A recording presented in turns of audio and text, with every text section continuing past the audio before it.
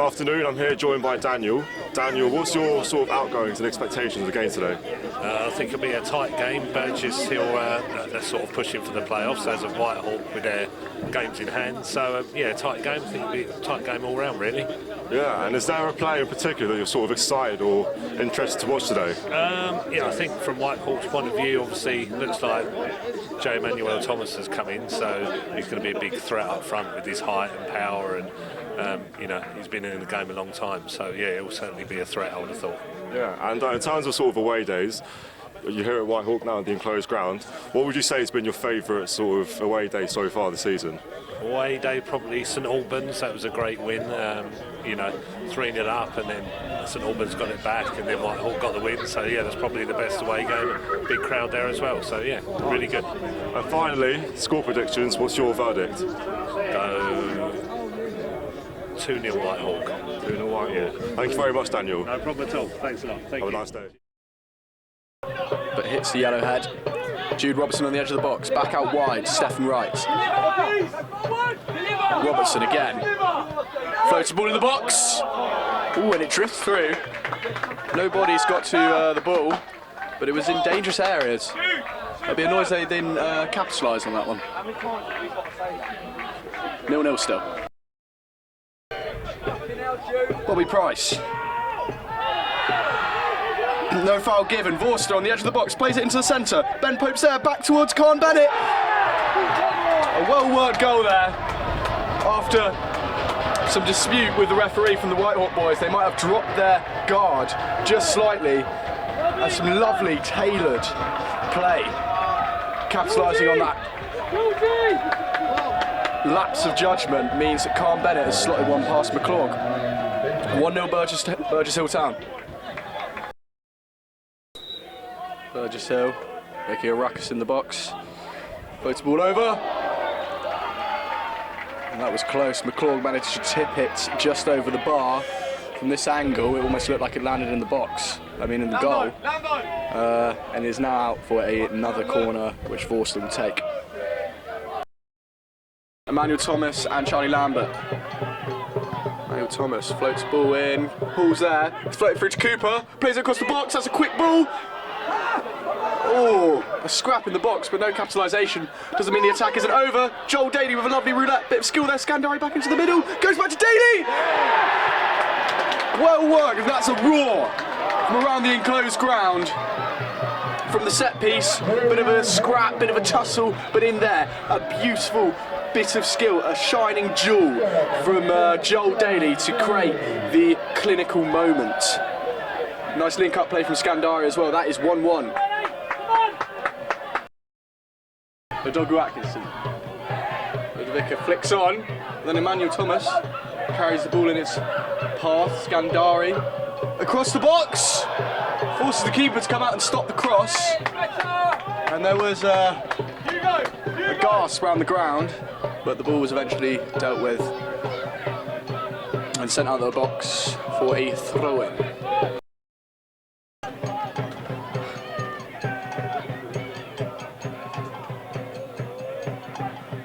Over the free kick is Vorster. And the local Sussex rivalry that we have unplaying before our eyes. Charlie Lambert, can he make a difference in it? Can he tip it in Whitehawk's favour? The ball goes into the box. Ludovic is there at the edge. He's got it. Oh my! What a save from Michael Dyke. Ludovica took it down, managed to keep his balance, get the shot off, but that was superb shot stopping. Ooh, cheeky bit of skill from the keeper there. Emmanuel Thomas blocks. This is dangerous. Lambert goes to glory when he had Ludovica as an option in the middle, and it's deflected off a Burgess Hill Town defender and a corner.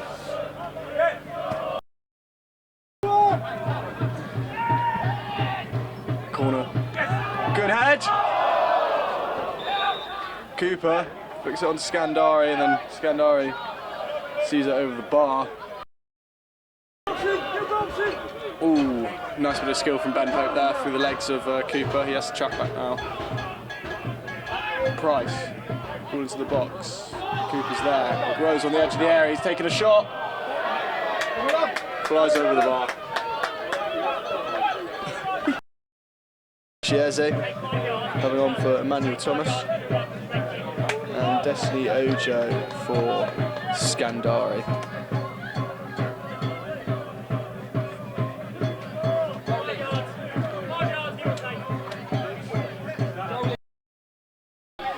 Ball played in. Can he recreate it? Now Ria uses his height to halt that attack.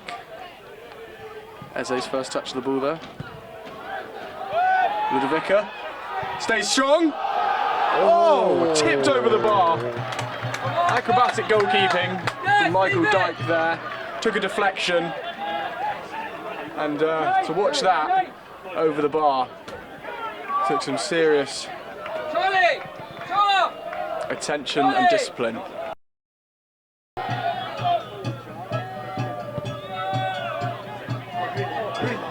Destiny Ojo! It's brought down and penalty given. That might have been his first touch of the ball. A pinged ball into the box in the air, took down on his chest, and then a little bit too much in the back from one of the Burgess Hill defenders meant that Destiny Ojo's first contribution to this game was winning a penalty. He looks composed, he looks calm. This is important. You want to keep a run of good form going, then he must convert. There's some momentum building in Whitehawk, and the local boy could ensure that this train keeps moving. Scores down the middle, cool as you like. And he goes over to his adoring fans. The local boy keeps the Whitehawks flying. 2-1. Destiny Ojo's premier contribution to this game has changed what may be the headlines tomorrow. Jay Beckford and James Stone have come onto the pitch. Vorster. Bennett. Still going. Ooh. The shot from Bennett was sailing towards that bottom left corner. There was a crucial block, and then it rolled back to Pope, who couldn't quite get the same character on his shot.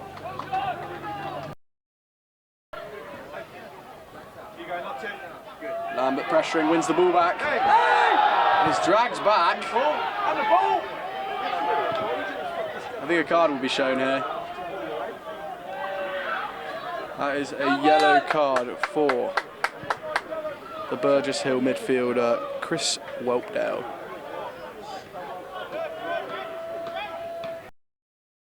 Destiny Ojo and Charlie Harris stepped over it. Charlie Harris, I'm sure, will be wanting to continue his good deliveries, so he'll take it. Here he goes.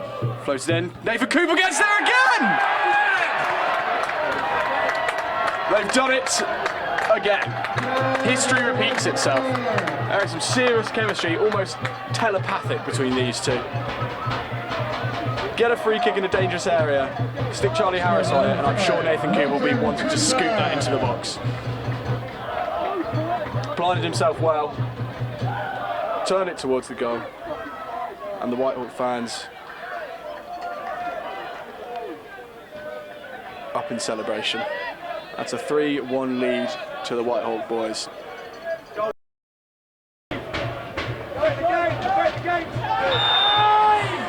Harsh challenge, and the yellow card shown to Stephen Wright.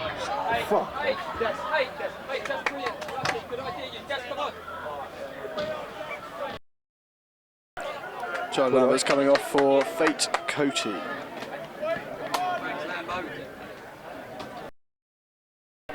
Fate Coty has taken a fortunate ball on the halfway line. Offside flag stays down for Destiny Ojo.